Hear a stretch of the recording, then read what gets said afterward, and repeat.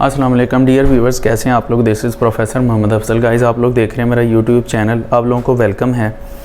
तो गाइज़ हमारी लेक्चर्स की सीरीज़ चल रही है, आज तीसरा लेक्चर है। इससे पहले हम अल्केन्स की प्रिपरेशन पढ़ चुके हुए हैं पिछले 2 लेक्चर्स में। तो तीसरे लेक्चर्स में हमने अल्केन्स की फ़िज़िकल प्रॉपर्टीज़ पढ़नी है और कुछ थोड़ा सा इसकी रिएक्टिविटी के बारे में पढ़ना है। तो आज का लेक्चर जो है पहले की निस्बत रिलेटिवली सिंपल लेक्चर है। तो गाइज़ स्टार्ट करने से पहले आप लोग जो वेरी फर्स्ट टाइम देख रहे हैं सब्सक्राइब कर दें, बेल आइकन प्रेस कर दें, ऑल नोटिफिकेशंस पे क्लिक कर दें। और इसके अलावा आप इस चैनल का लिंक भी जो है अपने व्हाट्सएप ग्रुप्स में शेयर करें, सभी दोस्तों में शेयर करें। और गाइज़ इसके अलावा मैंने अपने सारी प्रोफाइल आईडीज़ जो हैं फेसबुक पेज है, फेसबुक प्रोफाइल है, उसके अलावा जो है टिकटॉक और इंस्टाग्राम आईडी सारे मैंने इसके लिंक में डाल दिए हुए हैं। सबके लिंक इसकी डिस्क्रिप्शन में डाल दिए हुए हैं, तो वहाँ से आप वहाँ पर भी मुझे फॉलो कर सकते हैं। और टिकटॉक पे फॉलो करेंगे, अच्छी अच्छी वीडियोस आती हैं वहाँ पर, तो बड़े मज़े की वीडियोस होती हैं। तो गाइज़ हम अपने टॉपिक की तरफ चलते हैं। आज हमने पढ़ना है फ़िज़िकल प्रॉपर्टीज़ ऑफ अल्केन्स।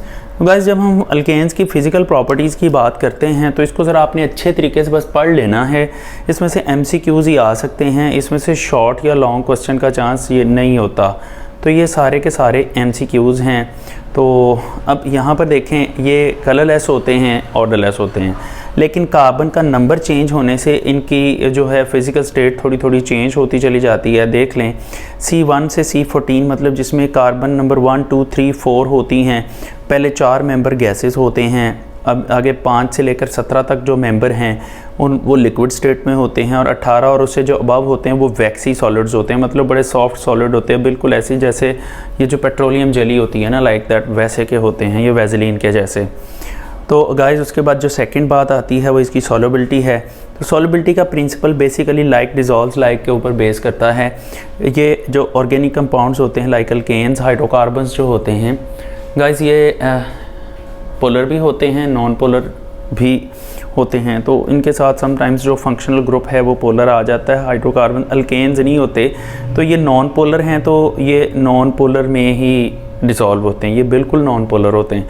तो ये non polar substances like petroleum, ether, benzene है, ईथर है, क्लोरोफॉर्म वगैरह वगैरह, इनके अंदर ही डिसॉल्व होते हैं, ये वाटर के अंदर सॉल्युबल नहीं होते। बॉइलिंग पॉइंट्स की बात करें तो बॉइलिंग पॉइंट को डिस्कस करने से पहले हमने जो है इसके let me adjust the page, हमने बॉइलिंग पॉइंट को डिस्कस करना है। तो गाइज़ बॉइलिंग पॉइंट होता क्या है ये तो आपको पता है, लेकिन इसकी बात करें अल्केन्स की तो increasing carbon number increases boiling points. जैसे जैसे कार्बन का नंबर बढ़ता है बॉइलिंग पॉइंट भी बढ़ता चला जाता है, लेकिन फिर उसकी कुछ रेशो तो होनी चाहिए। तो हर एक मेंबर का दूसरे मेंबर से 20 डिग्री तक का डिफरेंस होता है। गाइज़ ये भी MCQs हैं, इसको बस आपने अच्छी तरह पढ़ लेना। बुक में ये पॉइंट्स की सूरत में लिखे हुए हैं, चाहे आप बुक से भी इसको पढ़ लें। तो 20 to 30 डिग्री इंक्रीज़ हो जाता है ईच CH2 ग्रुप जब इंक्रीज़ होता है, मतलब एक होमोलोगस सीरीज़ के अंदर एक मेंबर दूसरे मेंबर से 20 to 30 degree centigrade boiling point के डिफरेंस पे होता है। तो ये बात भी MCQ में आ सकती है। इससे नेक्स्ट गाइज़ ये बहुत इंपॉर्टेंट बात है, इस पर मैं स्टार भी लगा देता हूँ, बहुत इंपॉर्टेंट बात है, इसको आपने ज़रा अच्छे तरीके से समझना है। देखें ब्रांचेस जितनी ज़्यादा होंगी किसी स्ट्रक्चर के अंदर उसका बॉइलिंग पॉइंट उतना ही ज़्यादा होता है। तो लाइक आप कह लें कि हम बात करते हैं लाइक N-ब्यूटेन की और आइसोब्यूटेन की। तो आइसोब्यूटेन जो है इसके अंदर ब्रांचेस ज़्यादा हैं, तो आइसोब्यूटेन का बॉइलिंग पॉइंट जो है वो कम होता है। जितनी ब्रांचेस बढ़ेंगी उतना बॉइलिंग पॉइंट कम होता है। पेंटेन की बात करें, N पेंटेन है, आइसोपेंटेन है, उसके अलावा नियोपेंटेन है। नियोपेंटेन में ब्रांचेस सबसे ज़्यादा होती हैं, जिसकी वजह से जो नियोपेंटेन है उसका जो बॉइलिंग पॉइंट है सबसे कम है।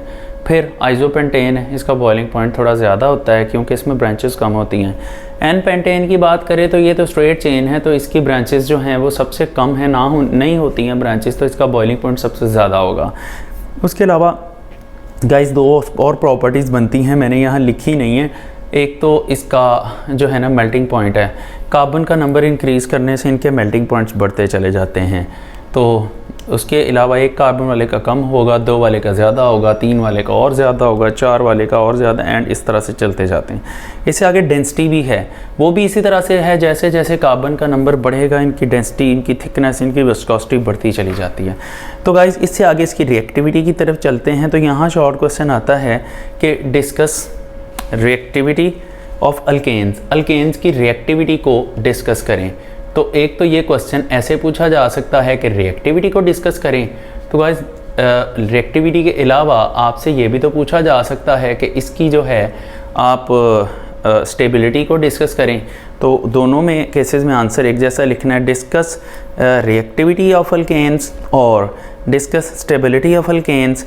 या फिर इस तरह से भी पूछा जा सकता है, neither the nucleophile attacks the alkenes और electrophile are attacked by an alkene. ना तो अल्केन किसी इलेक्ट्रोफाइल पर अटैक करेंगे, ना न्यूक्लियोफाइल इनके ऊपर अटैक करता है। या सीधा कहा जा सकता है कि जी जो अल्केन्स हैं they are stable to nucleophiles, electrophiles, acids and bases. तो ये सबके लिए न्यूट्रल होते हैं, सबके लिए इनर्ट होते हैं, अनरिएक्टिव होते हैं। इसकी रीज़न बतानी है। तो इसकी रीज़न तो खैर आगे से शुरू होगी, मैं थोड़ा ये हाईलाइट कर देता हूँ। इसका प्रॉपर आंसर यहाँ से शुरू होता है, इस जगह से। तो इसके पहले हम एक दो बातें और देख लें। Alkenes show substitution reactions. अच्छा क्लास बुक में तो लिखा हुआ है कि जो अल्केन्स होते हैं ना वो थर्मल कैटालिटिक रिएक्शंस और सब्स्टिट्यूशन रिएक्शन दो तरह के रिएक्शंस शो करते हैं। इनफैक्ट गाइस बेंजीन, ये जो अल्केन्स होते हैं ये जस्ट सब्स्टिट्यूशन रिएक्शन शो करते हैं। और सब्स्टिट्यूशन रिएक्शन दो तरीक़ों से हो सकते हैं। अगर हम हीट करके सब्स्टिट्यूशन रिएक्शंस करवाएंगे तो गाइस वो होंगे थर्मल सब्स्टिट्यूशन रिएक्शन, यहाँ पर मैंने ये लिख दिए हैं। और अगर गाइस ये होंगे सॉरी पेज हिल गया थोड़ा सा। और गाइस अगर ये होंगे कैटलिस्ट की प्रेजेंस में तो वो होंगे कैटालिटिक सब्स्टिट्यूशन रिएक्शन। तो ये अपना कॉन्सेप्ट ठीक कर लें, बाकी बुक वाली बात जो है वो जैसे भी लिखी है आप उसको बस देख लें। अब यहाँ से इस क्वेश्चन का आंसर स्टार्ट होता है, तो चलें हम इसको भी देख लेते हैं। यहाँ से इस क्वेश्चन का आंसर जो है वो स्टार्ट होता है। तो अल्लाह आपका करे भला, तो हम आंसर पूरे का पूरा देख ही लेते हैं। आप लोगों ने कौन सा रोज़ कहना है। तो गाइस यहाँ पर देखें तो अनरिएक्टिविटी की या स्टेबिलिटी की दो मेजर रीजंस हैं। एक तो नॉन पोलर बिहेवियर है। देखें स्टेबिलिटी ऑफ बेंजीन, यहाँ पर रिएक्टिविटी भी लिखा जा सकता है। अल्केन्स बेंजीन पता नहीं बार बार कहाँ से आ रही है। Can be explained by two factors. Number one non polar nature, number two alkenes non polar nature, और नंबर टू पे आएगा इसका इनर्टनेस ऑफ सिग्मा बॉन्ड। हम पहले नॉन पोलर नेचर को देखते हैं guys. Alkenes are non polar substances because there is a very little electronegativity difference between carbon 2.5 होती है एंड हाइड्रोजन 2.1 होती है। तो इसका ये जो डिफरेंस है ये तो मतलब रिमार्केबल भी नहीं है, बहुत कम है। So the ionic reagents find no position in the alkane molecule for reaction। अच्छा गाइस हम इससे आगे चलते हैं तो दूसरा फैक्टर आ जाता है inertness of sigma bond. Sigma bond जो होता है आपको पता दो न्यूक्लियस के दरमियान में आ जाता है, बहुत ज़्यादा स्ट्रॉन्ग होता है, उसको तोड़ने के लिए बहुत ज़्यादा एनर्जी चाहिए होती है, जिसकी वजह से वो जल्दी ब्रेक नहीं होता और ये अल्केन जो होते हैं ना स्टेबल हो जाते हैं। तो ये दोनों फैक्टर्स मिलकर अल्केन्स की स्टेबिलिटी को सपोर्ट करते हैं। ये आंसर है, आप इसको यहाँ से नोट डाउन कर लें। बुक में भी लिखा हुआ है लेकिन मैंने यहाँ कुछ सेंटेंसेस सिंपल कर दिए हैं, बुक में सेंटेंसेस थोड़े मुश्किल लिखे हुए हैं, तो आप इसको नोट कर लेंगे, आपके लिए इसको याद करना ज़्यादा आसान है। तो गाइज उससे आगे चलते हैं रिएक्शंस ऑफ अल्केन्स। अब रिएक्टिविटी का पैटर्न तो हमने पढ़ लिया, सब्स्टिट्यूशन रिएक्शन देते हैं। तो अब सब्स्टिट्यूशन रिएक्शन थोड़ा सा बता दूं, जब एक कंपाउंड में प्रेजेंट एक एटम बाहर से आके किसी दूसरे एक कंपाउंड के अंदर प्रेजेंट एक एटम को बाहर से आके कोई दूसरा एटम रिप्लेस कर ले तो वो सब्स्टिट्यूशन होता है। लाइक कार्बन के साथ हाइड्रोजन अटैच है, बाहर से क्लोरीन आके उसको रिमूव कर देती है, तो ऐसी सूरत में खुद क्लोरीन उसकी जगह पे एडजस्ट हो जाती है, तो ये सब्स्टिट्यूशन रिएक्शन है। तो गाइस देखें reactions of alkenes. Reactions of alkenes की बात कर लें तो देखें इसमें सबसे पहला रिएक्शन है कंबस्शन। अब ये है कि बर्निंग विद अ फ्लेम, जब ऑक्सीजन की प्रेजेंस में कोई भी मटेरियल फ्लेम के साथ बर्न करेगा तो हम उसको कंबस्शन का नाम देते हैं। तो यहाँ पर गाइस देख लें मीथेन है, ये इसका पहला मेंबर है अल्केन्स का। तो मीथेन जब ऑक्सीजन की प्रेजेंस में हीट करते उसको फ्लेम देते हैं, मतलब तीली लगाते हैं हम कह सकते हैं, तो कार्बन डाइऑक्साइड एंड वाटर में कन्वर्ट हो जाता है, वाटर वेपर्स बनते हैं, कार्बन डाइऑक्साइड गैस बनती है और हीट के साथ साथ ये इवॉल्व होते हैं। तो वाटर हमें वैसे नज़र नहीं आता लेकिन जो है हम उसकी हीट जो रिलीज़ होती है उसको फील कर सकते हैं। तो कार्बन डाइऑक्साइड तो वैसे ही कलरलेस गैस है। तो गाइज़ इतने में जितनी हीट रिलीज़ होती है इसको हीट ऑफ कंबस्शन का नाम दिया जाता है। तो इसकी डेफिनेशन वैसे बुक में लिखी हुई है, पूछी वैसे कभी भी नहीं गई। मैं बोल देता हूँ कि जब भी किसी भी सब्सटेंस के 1 मोल को बर्न करके आप कार्बन डाइऑक्साइड एंड वाटर में कन्वर्ट करते हैं, ऐसे में जितनी हीट रिलीज़ होती है उसको हीट ऑफ कंबस्शन का नाम देते हैं। तो CH4 के 1 मॉलिक्यूल बर्न होता है तो 891 किलो जॉल पर मोल हीट रिलीज़ होती है। इसलिए हम इसको जो है ये साइन देते हैं, ये लिखते हैं जी 891 किलो जॉल पर मोल हीट रिलीज़ होगी, ये एक्सोथर्मिक रिएक्शन है। अक्सर यहाँ पर स्टूडेंट्स को कन्फ्यूजन होती है कि इसको तो माइनस में लिखे जाना चाहिए, तो ये रिएक्शन के अंदर ही लिख दिया गया है। अगर आप इसको अलग से लिखते तो आप इसको ऐसे लिखते, डेल्टा H लिख के फिर आपने -891 किलो जॉल पर मोल ही लिखना था। तो अब चूँकि हमने इसको रिएक्शन का हिस्सा बना दिया है, तो रिएक्शन का हिस्सा है कि हीट रिलीज़ हो रही हो तो उसको प्रोडक्ट साइड पे लिखते हैं, हीट एब्जॉर्ब हो रही हो तो फिर उसको हम इधर रिएक्टेंट साइड पे लिख देते हैं। अच्छा तो गाइस थोड़ा सा इससे आगे चलते हैं। ऑक्सीडेशन है जी, ऑक्सीजन के साथ रिएक्शन की दूसरी कैटेगरी है ऑक्सीडेशन। ऑक्सीडेशन और कंबस्शन में डिफरेंस क्या होता है ये भी थोड़ा आगे चल के हम ज़रूर डिस्कस करते हैं, पहले इसको देख लें। ऑक्सीडेशन की बात करते हैं बच्चों, तो ऑक्सीडेशन जो है बेसिकली इसमें पहले इनकम्प्लीट कंबस्शन आता है। तो अब ऑक्सीडेशन कंबस्शन एक ही बात है, बड़ा स्लाइड सा डिफरेंस है, वो आगे चल के बता देता हूँ आपको, मैंने लिखा हुआ है। इनकम्प्लीट कंबस्शन में ऑक्सीजन जो होती है वो थोड़ी लिमिटेड हो जाती है। तो देखें CH4 का जब लिमिटेड ऑक्सीजन के साथ रिएक्शन होता है, कार्बन डाइऑक्साइड बनती है, वाटर बनेगा, साथ में C कार्बन बनेगी, that is actually called the carbon black.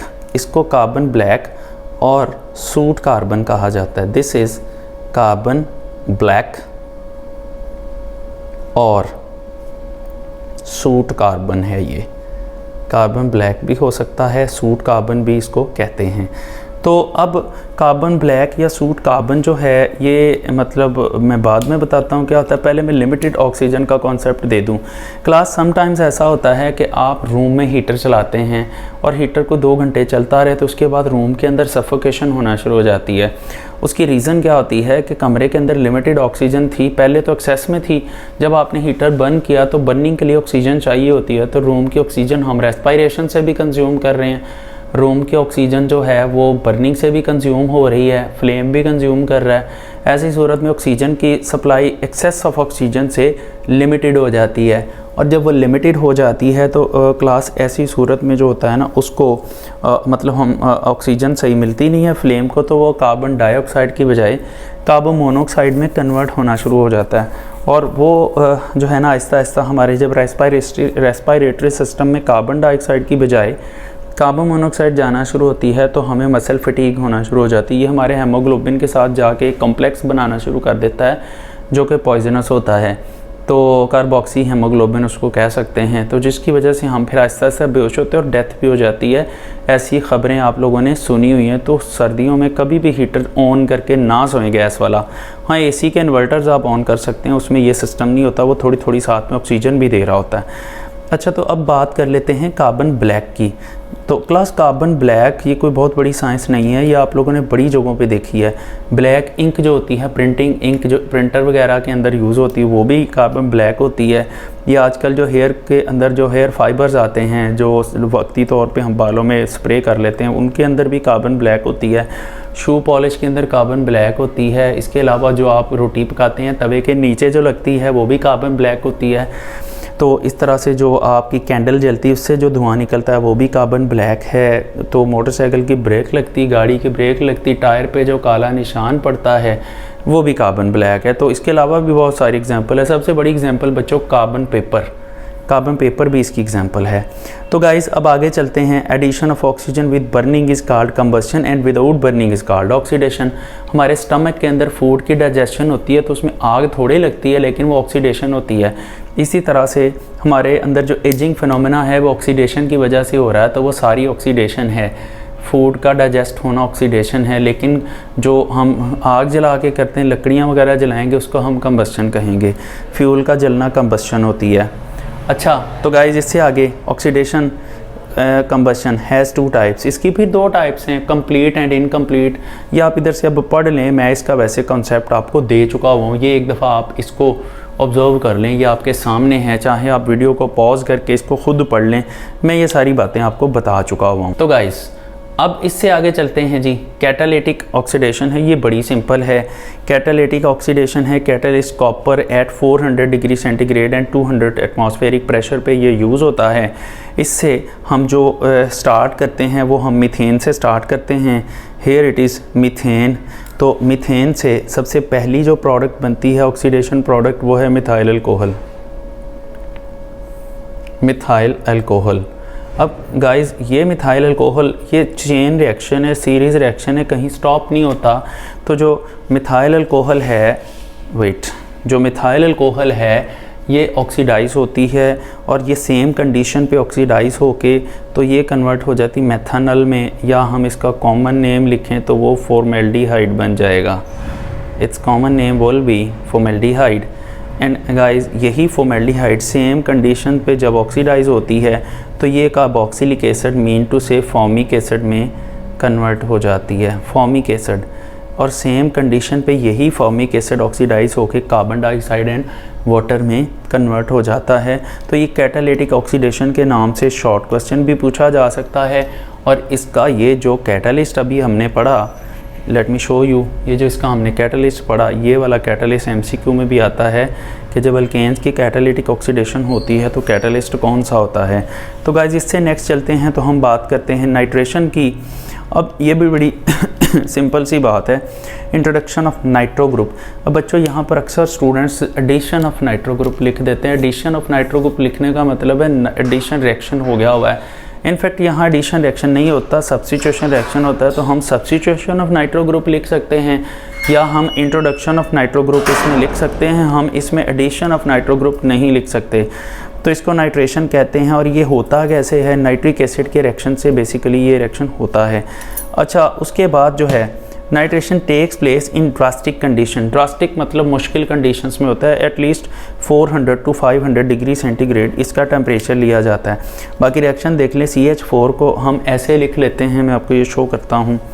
हम यहाँ पर CH4 का ऐसे लिख देते हैं कि CH3 एक तरफ, हाइड्रोजन एक तरफ। ये HNO3 का स्ट्रक्चर है, बुक में नहीं बना हुआ। आप बुक वाले पैटर्न से भी रिएक्शन लिख देंगे तो इट्स ओके, गलती नहीं होगी। मैंने सिर्फ समझाने के लिए रिएक्शन ओपन करके लिखा है।